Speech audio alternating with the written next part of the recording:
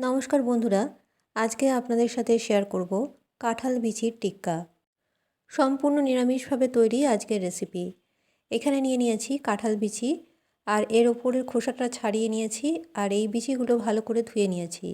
এবার একটা ছুরির সাহায্যে কাঁঠাল বিচিগুলো ঠিক এই রকম টুকরো করে কেটে নিতে হবে, অর্থাৎ এরকম গোল গোল টুকরো করে কেটে নিতে হবে। খুব পাতলা টুকরো করেই কাটছি। প্রতিটা কাঁঠাল বিচি এরকম টুকরো করে কেটে নিচ্ছি। দেখুন, খুব পাতলা টুকরো করে কেটেছি।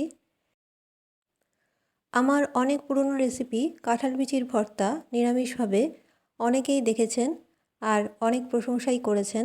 তবে আজকের রেসিপি একবার এইভাবে তৈরি করে দেখবেন।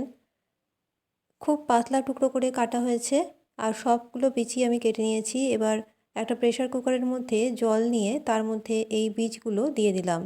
কেটে রাখা বীজের টুকরোগুলো দিয়ে প্রেসারের ঢাকাটা আটকে দেব আর 6 থেকে 7টা সিটি দিতে হবে।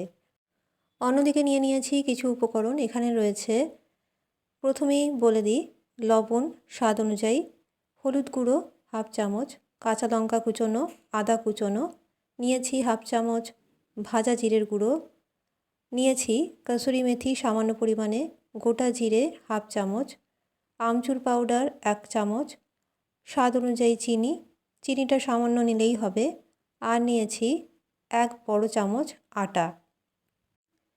এবার প্রেসার কুকারে সেদ্ধ করা কাঁঠালের বিচির টুকরোগুলো এর মধ্যে দিয়ে দিলাম আর এবার খুব ভালো করে সমস্ত উপকরণের সাথে কাঁঠাল বিচির টুকরোগুলো খুব ভালো করে মেখে নিতে হবে। কাঁঠাল বিচির টিক্কা বানানোর জন্য এখানে যে সকল উপকরণ নিয়েছি সেগুলো দিলেই হবে। যেহেতু আমি নিরামিষভাবে তৈরি করছি, তাই এই সকল উপকরণ অবশ্যই দিতে হবে। আর এইভাবে একবার কাঁঠাল বিচির টিক্কা বানিয়ে খাবেন, খেতে কিন্তু দারুণ লাগে গরম ভাতের সাথে। আজকের রেসিপি বাড়িতে অন্তত একবার বানিয়ে দেখুন, খেতে দারুণ হবে। সমস্ত উপকরণ মেখে নেওয়ার পরে এর মধ্যে দিয়ে দিচ্ছি 1 থেকে 1.5 চামচ পরিমাণ বেসন। এখানে বেসনটা পরে দিলাম। এখানে ইচ্ছে করলে 1 চামচ চালের গুঁড়ো দিতে পারেন কিংবা কর্নফ্লাওয়ার দিতে পারেন।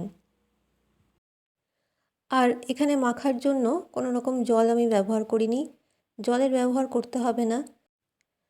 সেদ্ধ করা কাঁঠাল বিচির দানার মধ্যে যতটুকু ময়েশ্চার আছে সেটাতেই কিন্তু এই মিশ্রণ মাখা হয়ে যাবে। কাঁঠাল বিচির দানাগুলো হাত দিয়ে ভালো করে ম্যাশ করে মেখে নিতে হবে। ঠিক এই রকমভাবে মেখে নিয়েছি। এই মিশ্রণ খুব ভালো করে আর শক্ত করে মেখে নিতে হবে। এবার এগুলোর থেকে টিক্কাগুলো আমি করে নেব। দেখুন, এইভাবে টিক্কাগুলো আমি তৈরি করে নিচ্ছি। আর এগুলোতে কোনো রকম ময়েশ্চার নেই, একদম শুকনোভাবে তৈরি। টিক্কাগুলো না নরম হয়েছে না শক্ত হয়েছে, ঠিক মাঝামাঝিভাবেই এইরকমভাবে, ঠিক যেমন আটা মাখা হয় ওই রকমভাবেই মিশ্রণটি তৈরি করে নিতে হবে। আর মিশ্রণ থেকে এইরকম ছোট ছোট বলের আকারে গড়ে টিক্কাগুলো গড়ে নিতে হবে। ঠিক এই রকমভাবে সব কটা টিক্কা আমি তৈরি করে নিচ্ছি। দেখুন, টিক্কাগুলো তৈরি হয়ে গেছে। এবার অন্যদিকে তেল গরম করে আমি এগুলো শ্যালো ফ্রাই করব। আপনারা ইচ্ছে করলে ডিপ ফ্রাইও করতে পারেন। তেলটা মিডিয়াম গরম করে এর মধ্যে টিক্কাগুলো একটা একটা করে দিয়ে দিচ্ছি। টিক্কাগুলো তেলে ছাড়ার পরে সঙ্গে সঙ্গে উল্টানোর দরকার নেই।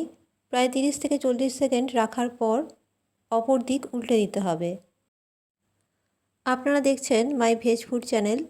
মাই ভেজ ফুড চ্যানেলের সব রেসিপি সম্পূর্ণ নিরামিষ, পেঁয়াজ রসুন ছাড়া তৈরি করা হয়। রেসিপিগুলো আপনাদের পছন্দ হলে, ভালো লাগলে অবশ্যই মাই ভেজ ফুড চ্যানেলটি সাবস্ক্রাইব করে রাখতে পারেন। পাশে থাকা বেল আইকনটি প্রেস করে অল নোটিফিকেশন অন করে রাখবেন, তাহলে যখনই কোনো রেসিপি আপলোড করা হবে আপনারা সেটা সঙ্গে সঙ্গে দেখতে পাবেন। যে সকল বন্ধুরা মাই ভেজ ফুড চ্যানেলটি সাবস্ক্রাইব করে রেখেছেন তাদেরকে জানাই অসংখ্য অসংখ্য ধন্যবাদ।